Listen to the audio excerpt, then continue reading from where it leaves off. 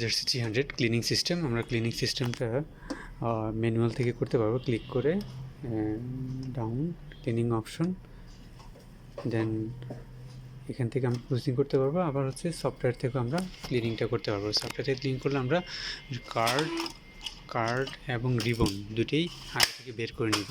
Card এবং দুটেই ribbon আগে থেকে বের করে নিব।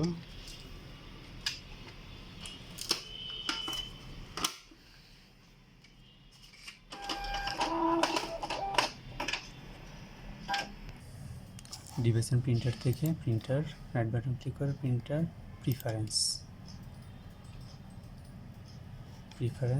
অ্যান্ড হেল্প অ্যান্ড সাপোর্টে ক্লিক করলাম।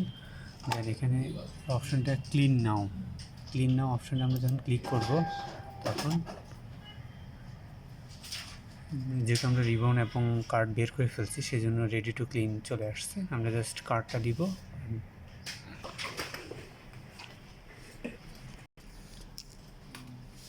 আমাদের display ready to clean, insert the cleaning কার্ডটা আমরা এই কার্ডটা আমরা দিব। ম্যানুয়াল যেখান থেকে কার্ড ম্যানুয়ালি ক্লিন দেওয়া হয় আমরা একটু ধাক্কা দিয়ে দিব, কারণ হচ্ছে হলো টানতে একটু কষ্ট হয়।